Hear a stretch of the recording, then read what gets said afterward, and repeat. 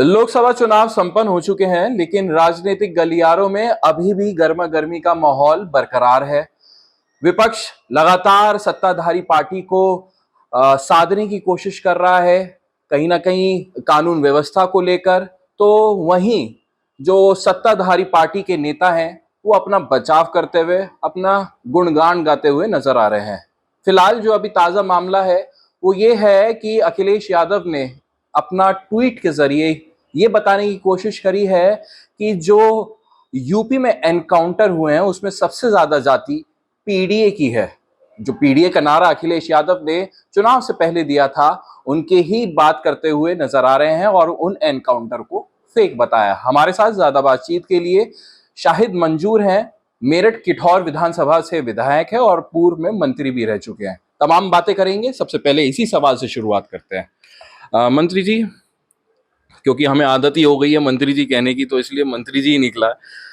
तो ये जानना चाहेंगे सबसे पहले कि पीडीए कितना महत्वपूर्ण है समाजवादी पार्टी के लिए। सबसे पहले इससे शुरुआत करते हैं। लंबे समय से समाजवादी पार्टी और दूसरी पार्टी एक मांग करती चली आ रही है जातीय जनगणना की। समाजवादी पार्टी, हमारे नेता आदरणीय अखिलेश यादव जी भी बिहार में भी और दूसरी जगह भी इस जनगणना की मांग जो बराबर उठ रही है। वैसे भी बहुत लंबा समय हो गया है ये गिनती हुए कि कौन कितनी तादाद है। नारे बहुत लगते हैं कि जिसकी भागीदारी उतनी उसकी हिस्सेदारी, तो ये तय तो हो जाए कि भागीदारी किसकी कितनी है, तभी पता चलेगा कि पीडीए कितना है। गिनती हो जाए और उसको हकों पर जो उसके हकूक पर जो कुठाराघात हो रहा है वो तभी बंद भी होगा। क्लियर हो जाना चाहिए पीडीए के उत्थान के लिए, पीडीए के उनका हक और उनको देने के लिए। तो ये आवश्यक है और जो हमारे नेता ने कहा है कि वो बिल्कुल आज के परिप्रेक्ष्य में बिल्कुल ठीक है। अखिलेश यादव जी जो बात कही है वो 100% सही है। आपको लग रहा है कि एनकाउंटर जो हो रहे हैं वो फेक एनकाउंटर हो रहे हैं, उसमें सबसे ज्यादा पीडीए है? नहीं, 7 साल तकरीबन योगी जी को हो गए, 7.25 साल आए हुए हो गए, दूसरी टर्म उनकी है। और इतने लंबे समय में 7 साल के समय में भी दावे बहुत करे गए, एनकाउंटर बहुत हुए हैं और अभी भी जो पकड़े जा रहे हैं क्रिमिनल जो तथाकथित तौर पर उनके गोली भी लग रहे हैं। तो 7 साल के 7.25 साल के अंतराल में भी अगर क्राइम कंट्रोल नहीं है या भेदभाव करके जो है वो क्रिमिनल्स को देखा जा रहा है, भेदभाव करके, जातीय भेदभाव करके, तो उसी का कारण है कि ये क्राइम जो है वो रुक नहीं पा रहा है। क्राइम जो करे उसके खिलाफ कार्रवाई होनी चाहिए और जातीय भेदभाव जो है उसमें होना नहीं चाहिए। क्रिमिनल क्रिमिनल है, चाहे वो किसी भी जाति और किसी भी बरादरी का है। ये सही है। राष्ट्रीय अध्यक्ष जी ने जो बात कही है, वो जो फीडबैक है प्रदेश भर का, उससे तो यही लगता है कि पीडीए उससे ज़्यादा प्रभावित है। पीडीए के अलावा भी जो सरकार के निशाने पर आते हैं वो गैर भाजपाई हैं। अच्छा, जो मतलब आपका कहने का मतलब है पीडीए के अलावा गैर भाजपाइयों को, जो अगर भाजपा के समर्थन में तो ठीक है, नहीं तो उसका एनकाउंटर हो रहा है अगर वो अपराध कर रहा है। ये इसका उदाहरण वो वहाँ पर वो है द्विवेदी है। आपको देखा कि एक परिवार के ही और एक उसके कितनी एनकाउंटर करेंगे। तो ऐसा नहीं है कि जो इनके सांचे में आ गया है वो तो ठीक है, जो भाजपा ग्रहण कर रहा है वो ठीक है, फिर तो वो चाहे कोई भी हो, और जो भाजपा में नहीं है तो वो क्रिमिनल्स है। अब कितना बड़ा आंदोलन हुआ इन खिलाड़ियों को लेकर, क्या हुआ भाई जी? ये सही है कि जनता ने विरोध में वोट किया और वो मुद्दा रहा, खिलाड़ियों के साथ में जो भेदभाव का मुद्दा है वो रहा, लेकिन करने के जिन पर आरोप हैं कोर्ट ने भी तय कर दिया, उसके बावजूद भी कोई कार्रवाई नहीं, तो क्या कहा जाएगा इसको? तो इसको यही है कि जिसको चाहेगी सरकार उसका एनकाउंटर करेगी, जिसका चाहेगी उसको जेल में डालेगी और जिसको चाहेगी उसको छोड़ कर रखेगी। मतलब आपके कहने का कहीं ना कहीं मैं जो अर्थ समझ पा रहा हूँ वो ये है कि अगर अपराध कर रहे हैं तो आप भाजपा में से शामिल हो जाओ, कुछ नहीं होगा। कुछ निश्चित रूप से ऐसा ही है। हम्म। मैं व्यक्तिगत मामलों में नहीं पढ़ता, सबसे ताल्लुकात लोकल लेवल पर सब होते हैं, आप देख लीजिए। अभी मेरठ में आप देख लो कि जो कार्रवाई हो रही है, जो बुलडोजर चल रहे हैं, तो एक ही सड़क पे एक कॉलोनी में बुलडोजर चल रहे हैं और दूसरी कॉलोनी हाँ, थोड़ा सा खुल के बताइए। आप तो हम जानते हैं पुराने नेता है, खुलकर बात करते हैं आप। आप परीक्षतगढ़ रोड पे चले जाओ, मवाना रोड पे चले जाओ, आप गढ़ रोड पे चले जाओ। नाम बताइए थोड़ा पहले सा। नहीं, नाम बनाने की आवश्यकता नहीं है, ना मैं नाम बताने की आवश्यकता समझता हूँ। बुलडोजर तो कंगरखेड़ा में भी चले हैं। मैं जो जो चल रहे हैं तो देखो ना उनकी पृष्ठभूमि में कौन है। बुलडोजर अगर कंकर खेड़े में, भारतीय जनता पार्टी से जुड़े हुए लोगों पे भी चढ़े हैं। दूसरे बी श्रेणी के होंगे, ए श्रेणी में पकड़ो। और जो सैकड़ों साल से जो डिस्प्यूटेड लैंड है उन पर सब पे कंस्ट्रक्शन हो गया, कहाँ बुलडोजर चले? अच्छा, अखिलेश यादव जी ने अभी थोड़े दिन पहले ये बयान दिया था। उन्होंने कहा था बुलडोजर हमारी सरकार आने दो, सबसे पहले बुलडोजर हम गोरखपुर की तरफ मुंह करेंगे। अब राजनीति है, जो क्रिमिनल होंगे उन पर चलने ही चाहिए, अब भी चल रहे फिर भी चलने चाहिए, लेकिन जो क्रिमिनल नहीं है या जातीय द्वेष के भाव को मन में रख के अगर बुलडोजर चलते हैं तो गलत है। क्रिमिनल होगा तो चलना चाहिए। गोरखपुर में किसको क्रिमिनल कहना चाह रहे हैं? जो भी क्राइम कर रहे हैं, जैसे मुझे क्या पता कैसे, राष्ट्रीय अध्यक्ष जी ने की जानकारी में होंगे, प्रदेश का मामला है। जो भी क्रिमिनल हो उन पर बुलडोजर चलनी चाहिए, कोई दिक्कत नहीं। जो सभ्यता डेवलप हुई है, तो सपा की अगर सरकार आती है आने वाले समय में तो बुलडोजर समाजवादी पार्टी भी चलाएगी। पहले मैंने वो बयान सुना नहीं, और अगर राष्ट्रीय अध्यक्ष जी ने कहा तो निश्चित रूप से कोई ना कोई विशेष बात रही हो। आप क्या चाहते हैं, चलने चाहिए बुलडोजर भी? क्राइम रुकना चाहिए, मैं ये चाहता हूँ। क्राइम कंट्रोल नहीं है, इसको मेरा कहना है। और 7 साल के बाद, इतनी सरकार आने के बाद भी क्राइम कंट्रोल नहीं है। कहाँ बुलडोजर चलता है, कहाँ कार्रवाई हो रही है? एक पीरियड में दुर्घटनावश 3 बिल्डिंग गिरती हैं, एक बिल्डिंग के जो जमीन के मालिक है उनको जेल भेजा जाता, वहीं दूसरी बिल्डिंग में मेरठ में जो उस बिल्डिंग के मालिक है उनको छोड़ दिया जाता। यहाँ 7 कैजुअल्टी है, वहाँ 2 कैजुअल्टी है, 3 कैजुअल्टी है।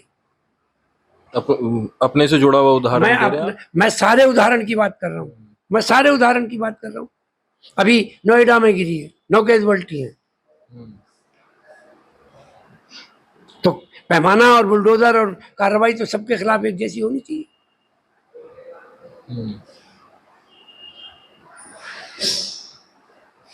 क्यों भेदभाव है?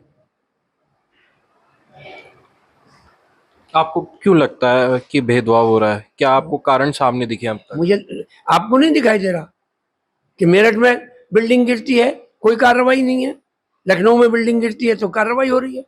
कौन से वाली बिल्डिंग मेरठ में बताइए? मेरठ में कोल्ड स्टोरेज गिरा था उसी जमाने में, अभी नोएडा में गिरी है।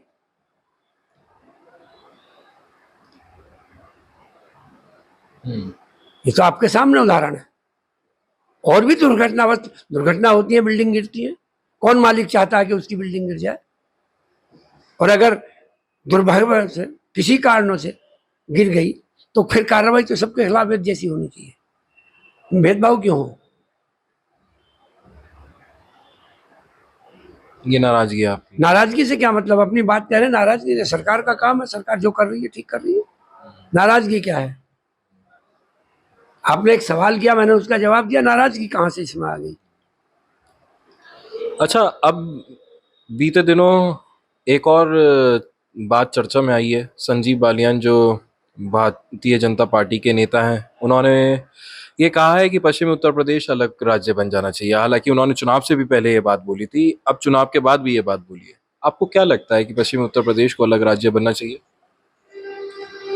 पश्चिमी उत्तर प्रदेश के बंटवारे की बड़ी पुरानी मांग है, इसमें आंदोलन भी हुए हैं और मीटिंग भी हुई है, धरने प्रदर्शन भी हुए हैं। और इसी को लेके हाउस में प्रस्ताव भी आया है। हमारे साथी विधायक थे, स्वर्गीय बरनावा से विधायक थे, उन्होंने हाउस में इसका संकल्प भी लेकर आए हैं। सरकार में रहते हुए लोकदल का हमारे साथ में साझा में सरकार चल रही थी, तो वो संकल्प लाए थे पश्चिमी उत्तर प्रदेश बंटवारे के। उन्हीं के मंत्रियों ने उनको रोक लिया गया था और उसके बाद में उनको पार्टी से निकाला गया था। तो मांग तो बहुत पुरानी है, लेकिन जब जिसका प्रस्ताव उत्तर प्रदेश शासन ने 2-2 बार भेज दिया हो, जब सरकार में थे, मंत्री थे, कैबिनेट में थे, तब क्यों नहीं लागू कराया? अब 4 महीने में ही आंदोलन की नौबत कहां से? तो सरकार में बैठे हुए थे, तभी क्यों नहीं? पश्चिमी उत्तर प्रदेश कहने में और कराने में तो फर्क है ना। कहना तो अपोजिशन के लोगों का है और करना सरकार का है। वो तो मंत्री थे, तो तभी उस प्रस्ताव को ऊपर निकलवा लेते, माननीय प्रधानमंत्री जी से उसको या गृह मंत्री जी से स्वीकार करा लेते, मसला ही खत्म हो जाता। अगर कोई भी मुद्दा जो है वो राजनीति से प्रेरित होकर मैं करूं या कोई और करे, तो वो तो दिखाई दे जाएगा। आपको क्या लगता है कि ये जब चुनाव हार गए उसके बाद भी ये मुद्दा क्यों उठाया उन्होंने? मैं तो कह तो रहा हूं कि जब ये प्रस्ताव पहले से गया हुआ है, तो सरकार से, जो लोग सरकार में है, सरकार से कार्रवाई कराएं। और अगर प्रस्ताव सफिशिएंट नहीं है तो उनकी सरकार है उत्तर प्रदेश में, दूसरा प्रस्ताव भिजवाएं। क्या क्या फर्क है? ऊपर भी डबल इंजन की सरकार है, एक इंजन प्रस्ताव भेजे, दूसरा इंजन स्वीकार कर ले। क्यों नहीं कर रहे? ये तो काम अपोजिशन का है कि धरने प्रदर्शन करे, मांग करे, ये तो हमारा काम है। सरकार के लोगों का काम तो आदेशों का पालन करवाना है, कराए ना। आप वैसे चाहते हैं कि अलग हो जाना चाहिए एक राज्य? उत्तर प्रदेश की बंटवारे की मांग बहुत पुरानी है और इसके साथ साथ इतनी पुरानी एक और मांग भी है, वो है हाईकोर्ट बेंच की स्थापना की। जो सरकारें हाईकोर्ट बेंच की स्थापना नहीं कर पा रही हैं, वो बंटवारे की बात कहाँ से करेंगी? कितनी जायज मांग है। सहारनपुर के आदमी को, मेरठ के आदमी को इलाहाबाद जाना पड़ता है तारीखों में, एक बेंच यहाँ पर नहीं मिल पा रही। 82 से तो मैं ही जुड़ा हुआ हूँ, इससे जब मेरा रजिस्ट्रेशन है तब से मैं इस आंदोलन से। इस बीच तो समाजवादी पार्टी की भी सरकार रही है, तो बेंच क्यों में क्या दिक्कत आई, क्यों नहीं मिल पाई यहाँ? जब तक राजनीति में इलाहाबाद का वर्चस्व रहेगा, तब तक मेरठ में हाईकोर्ट की बेंच की स्थापना नहीं होगी। अच्छा, बिल्कुल निश्चित मत है मेरा ये। और कहा जाता है कि प्रयागराज तो इतना दूर है कि दूसरा मुल्क का जो देश है लाहौर, वो भी करीब पड़ता है मेरठ और सहारनपुर से। लाहौर कहना तो मैं नहीं, तो आप कह लो, मैं तो नेपाल एक को कह- उदाहरण मैं उदाहरण के लिए कह रहा हूँ, नेपाल है ना, दूसरा देश है ना नेपाल। तो नेपाल से भी दूनी दूर है प्रयागराज तो। हमारे यहाँ से जितनी दूर नेपाल है, सहारनपुर से जितनी दूर नेपाल की सीमाएं हैं, इलाहाबाद की तो उससे 2 गुने से भी ज्यादा है। क्या आपत्ति है इसमें? 2 जजेस, 3 जजेस यहाँ पर भी बिठा दें, एक सिविल का, एक क्रिमिनल का, एक। यहाँ क्या दिक्कत है? इतना बड़ा काम तो है नहीं। हमारी समस्याओं का समाधान के लिए पेटी और भी कुछ नहीं है, जो छोटे मैटर हैं ना 302 की ना दें, उससे नीचे के तो दें, सिविल के तो दें, वो तो सुनवाई यहाँ पर हो जाए। सबकी समस्याएं हैं, व्यापारियों की हैं, किसानों की हैं, और रोजाना के ये झगड़े टंटे भी हैं। तो क्या हर्ज है यहाँ पर 2 जजेस, 3 जजेस बिठा के, और बर्डन वहां का भी हल्का कर दिया जाए और यहाँ भी काम लोगों को मिल जाए? कोई परेशानी है इसमें क्या? अच्छा, संगी सोम है, भारतीय जनता पार्टी से पूर्व में विधायक भी रह चुके, नेता भी हैं। वो कह रहे हैं कि अगर पश्चिमी उत्तर प्रदेश अलग राज्य बन जाएगा तो ये मिनी पाकिस्तान हो जाएगा। अब ये बात दोनों तय करें ना, संगीत सोम जी तय करें और बालियान जी तय करें कि वो मिनी पाकिस्तान बनवाना चाहते हैं या नहीं बनवाना चाहते। तो दोनों का मसला है उनका। बालियान जी कुछ कहेंगे, सोम जी कुछ कहेंगे। आपको लग रहा है वो बैठ के बात मुझे नहीं करेंगे? पता, करो बैठ के बात करो ना। आपने तो दोनों नाम लिए, मैंने कह दिया भाई एक इस पक्ष का आदमी एक उस पक्ष का, वही तय करें। और मुझे तो लगता नहीं कि जब ये इटावा एटा मैनपुरी तक बनेगा तो कहाँ पाकिस्तान बन जाएगा। जब आगे तक शामिल होगा तो कहाँ से पाकिस्तान बन जाएगा। तो क्या ये देख के कह रहे हैं कि मुस्लिम आबादी ज्यादा है आपको, क्योंकि आपने आगरा इटावा सबकी बात करी है? मुझे ये नहीं लग रहा कि कौन क्या देख के कह रहा। मुझे ये लग रहा है कि एक पार्टी का एक नेता पश्चिम की तरफ जाते हैं, एक पूरब की तरफ जाते हैं। अब मुझे तो इतना कहना है बस, दोनों एक ही पार्टी के नेता हैं तो वही तय कर लें कि वो मिनी पाकिस्तान बनवाना चाहते हैं या पाकिस्तान बनवाना चाहते हैं, वो तो वो जाने। मैं क्या, मुझे क्या, मेरा सवाल थोड़ा ही। तो संगीत जी से ही बात करिए, मुझसे क्यों बात कर रहे हैं? अच्छा, आपने कहा कि विपक्ष का काम है मांग उठाना, आंदोलन करना। तो पश्चिमी उत्तर प्रदेश के लिए आप लोग अपनी तरफ से कोई मांग उठाएंगे? हमारी पार्टी जो निर्णय लेगी, मैं पार्टी के निर्णय के साथ हूँ, क्योंकि ये पश्चिम का मुद्दा है। जो हमारे साथी अखबार वाले, प्रेस वाले मुझसे बात करते हैं, मैं अपनी व्यक्तिगत राय उनके सामने रख देता हूँ। बाकी हमारी पार्टी का मुद्दा जो हमारे नेता तय करेंगे, हम उसके अकॉर्डिंग चलेंगे। एक चीज अभी अभी याद आई, अभी मैं कहीं पर पढ़ रहा था, तो पीडीए की क्योंकि हमने शुरुआत में बात करी, तो मायावती ने ये कहा है कि जो बसपा सुप्रीमो है, उन्होंने ये कहा है कि कांग्रेस सपा के साथ मिलकर एससी एसटी की पदोन्नति नहीं करी है। इसकी आप इसको लेकर आपकी क्या राय है? मैंने वो बयान पढ़ा नहीं है, सुना नहीं है। आज आपने कहा, उससे कहीं से खोजेंगे क्या मायावती जी ने कहा और क्या कहना चाहती हैं और उनका आशय क्या है, तब कोई बात की जा सकती है। अच्छा, सपा ने एससी एसटी के लिए करा है काम? सपा सबके लिए काम करती है। सपा ने किसानों के लिए किया, मजदूरों के लिए किया, बेवाओं के लिए किया, व्यापारियों के लिए किया। सपा सबके लिए काम करती है। जब सपा सत्ता में आती है तो सबके लिए काम करती है। ठीक है, बहुत बहुत शुक्रिया बात करने की। ये थे हमारे साथ शाहिद मंजूर, जिनका ये कहना है कि धर्म के आधार पर, जातियों के आधार पर एनकाउंटर नहीं होते हैं, अपराधी अपराधी रहता है। और जहाँ तक पीडीए का सवाल है, वो अखिलेश यादव के ट्वीट से, पोस्ट से वाकिफ रखते हैं। कहीं उदाहरण उन्होंने दिए और उस उदाहरण के तौर पर ये दिखाने की एक बार अपनी बातों से कोशिश करी है कि निष्पक्ष कार्रवाई नहीं हो रही है यूपी में, और इसी को लेकर कहीं ना कहीं अपनी बात रखी है। और जहाँ तक पश्चिमी उत्तर प्रदेश की बात है, तो भारतीय जनता पार्टी के दो नेता जो पूर्व और पश्चिम की तरफ अपनी राय रखते हैं, उसी राय के बारे में बात करी है।